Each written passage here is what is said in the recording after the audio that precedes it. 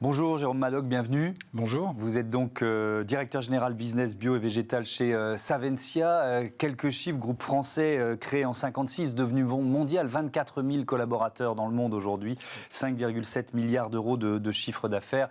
Et des marques évidemment très connues du grand public comme Saint-Moret, Caprice des Dieux ou le camembert Cœur de Lion. On va parler évidemment de ce mouvement Vivre Vert qui a été lancé il y a quelques jours. Mais je voudrais un point d'actualité sur le marché du lait bio, parce que c'est quand même le cœur de métier de Savencia, les produits laitiers. Marché du lait bio qui est confronté à la surproduction. Les agriculteurs sont parfois obligés de vendre le lait bio au prix du lait normal. Comment elle s'explique cette surproduction ? Est-ce que vous y voyez une tendance ou simplement une petite crise de croissance ?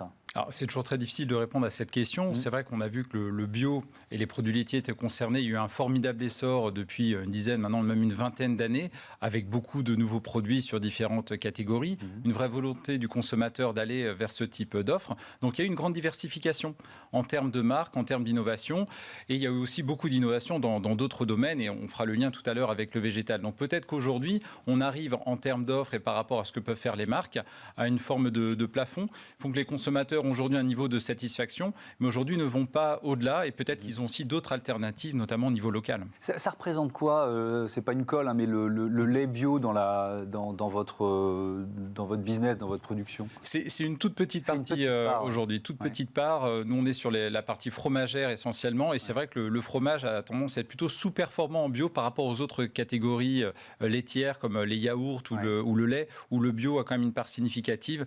En fait, le fromage bio, c'est à peu près 2% simplement du business. Oui, donc il y a encore une marge de progression. Alors, vous venez de lancer ce mouvement Vivre Vert. C'est pas seulement des produits, c'est quoi Vivre Vert? Alors, Vivre Vert, c'est vrai qu'on a souhaité aller au-delà des produits végétaux. Et donc, on l'a lancé en fait il y a quelques mois, au mois d'avril, avec l'objectif, il y en avait deux, d'avoir une transition écologique en termes d'action et aussi la transition alimentaire. Et on savait qu'on ne pourrait pas avoir les produits avant le mois d'octobre. On pourra peut-être revenir dessus tout à l'heure.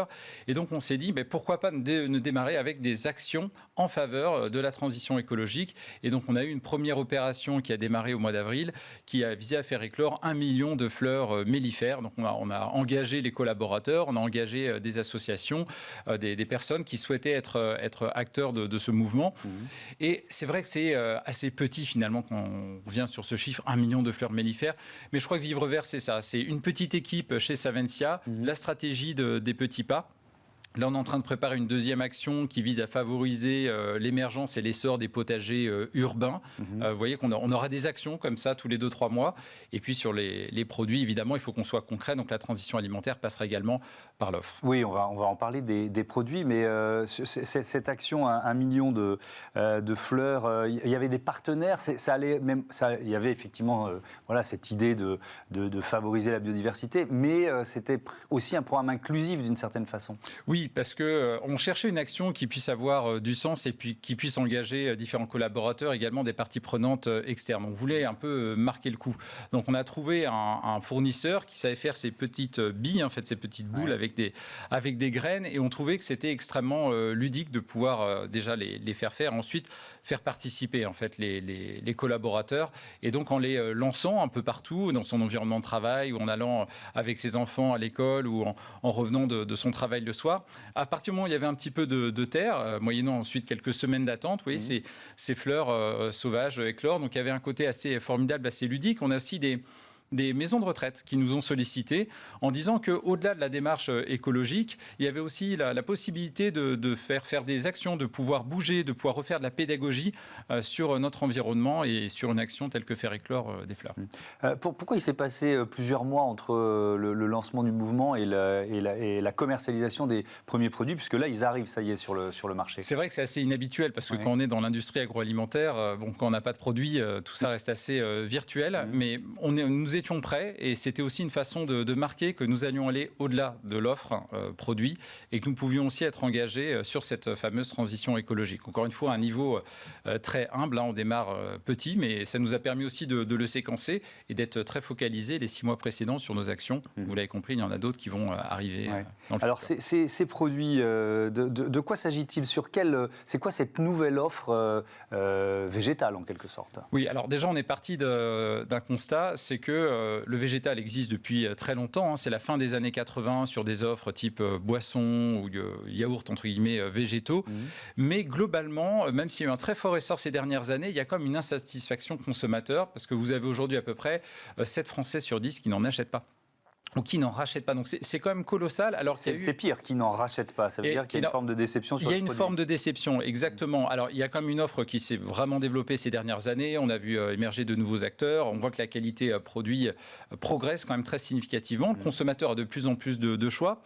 Mais néanmoins, il ne trouve pas son compte.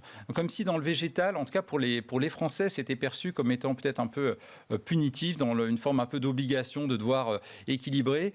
Et on sait que le Français est plutôt égocentré dans sa façon d'envisager, sa façon de vivre, sa façon de consommer. Et donc, un de ses premiers critères, c'est même sûr, son premier critère, c'est le plaisir en France. On est au pays de la gastronomie quand même. Exactement, on est au pays de la gastronomie. Et donc, la façon dont on envisage cette transition alimentaire, c'est par le plaisir. Parce que si on doit abandonner justement cette notion-là, ça va être très difficile de convertir. Donc, la volonté de vivre vert, c'est de repartir un peu d'une feuille blanche en se disant comment sur ces différentes catégories, pour certaines qui fonctionnent déjà et d'autres qui sont très nouvelles, comme les alternatives végétales au fromage, quel type de signature de goût, quel type de produit est-ce qu'on peut apporter? C'est là tout l'objectif de Vivre Vert. Et c'est quand même psychologiquement aussi, pour une entreprise comme la vôtre, qui produit du fromage, mais classique depuis des décennies, on l'a dit, 1956, c'est une révolution des mentalités même, d'une certaine façon. Oui, tout à fait, c'est quelque chose de très particulier. Vous avez dû convaincre, ça n'a pas dû être si facile, j'imagine. Oui, on doit convaincre. Après, le groupe et les collaborateurs qui sont impliqués, et même ceux qui ne le sont beaucoup moins, ont quand même conscience que tout ça est dans une logique de complément. Aujourd'hui, il y a une demande des consommateurs pour aller vers une consommation plus flexitarienne, mais on a aussi notre offre aujourd'hui en animal qui va continuer à se développer sur les fromages et les produits laitiers. Donc à partir du moment où on est sur une logique de complément, à partir du moment où on est très exigeant sur la partie plaisir, nous, notre vocation, c'est entreprendre pour bien nourrir l'homme. Vous voyez que le végétal, avec ses notions de plaisir, s'inscrit complètement dans cette logique. Mais alors un fromage végétal, il est à partir de quoi ? Alors, il peut être à partir de différentes matières premières. Donc, le tout premier qu'on a lancé, qui n'était pas Vivre Vert, mais j'en profite, je fais cette parenthèse, c'est le tartare végétal, c'était au mois d'avril. Et on est content parce qu'aujourd'hui, en termes de rotation, c'est le premier de sa catégorie. Donc là, on est sur une base amande. Mais il y a aussi d'autres possibilités à base de pois, à base de lupin. C'est notamment les protéines végétales que nous utilisons sur Vivre Vert. Ça veut dire combien de temps de recherche et développement, puisque l'objectif, c'est le goût ? Bien sûr, alors c'est très itératif, ça, par définition. Et c'est évidemment très très long, donc ça se compte en années pour aboutir à une offre qui soit vraiment très satisfaisante. Sachant que pour avoir cette cohérence plaisir, on a regardé comment on pouvait atteindre le niveau de l'animal, pas forcément du végétal qui existait.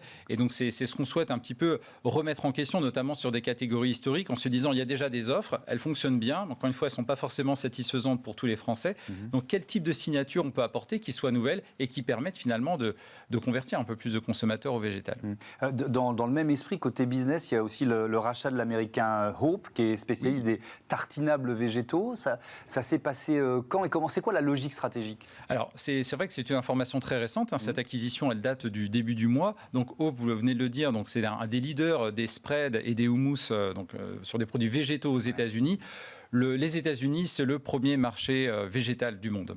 Donc c'était important pour Savencia, qui est implanté là-bas, d'avoir une marque, d'avoir une unité de production. Donc c'était complètement stratégique. Et donc cette histoire est formidable. C'est une société qui a un peu plus de 10 ans. Ils ont commencé sur le marché de leur petite ville dans le Colorado. Et ils sont devenus numéro 1 du houmous bio. Donc c'est absolument formidable que Savencia maintenant puisse être associé à cette formidable histoire. Donc la stratégie, c'est d'entrer encore un peu plus sur le marché américain, j'imagine. Tout à fait, exactement. Dernier mot, Vivre Vert, c'est aussi un média. Vivre vert au quotidien, c'est quoi les contenus qu'on peut y lire, qu'on peut y découvrir? Alors, quand je parlais de la transition écologique, on a les actions, mais on trouvait qu'en France, il manquait une forme de synthèse ou de regroupement, un condensé de toute l'information, de toutes les initiatives qui existent au niveau de la transition écologique. Donc, en général, tout ce que font les grands groupes, il y a des très beaux communiqués et c'est très bien expliqué, mais il y a aussi beaucoup d'associations, beaucoup de start-up qui font des choses absolument formidables. Et avec ce site, Vivre vert au quotidien, finalement, on regroupe toutes ces informations. On a des articles inédits chaque semaine, on a des interviews, et donc ça permet à un endroit finalement unique d'avoir accès à toutes ces informations. Merci beaucoup, merci Jérôme Madoc. À bientôt sur Bismart. On passe à notre débat bilan du mois d'octobre rose avec La Roche-Posay.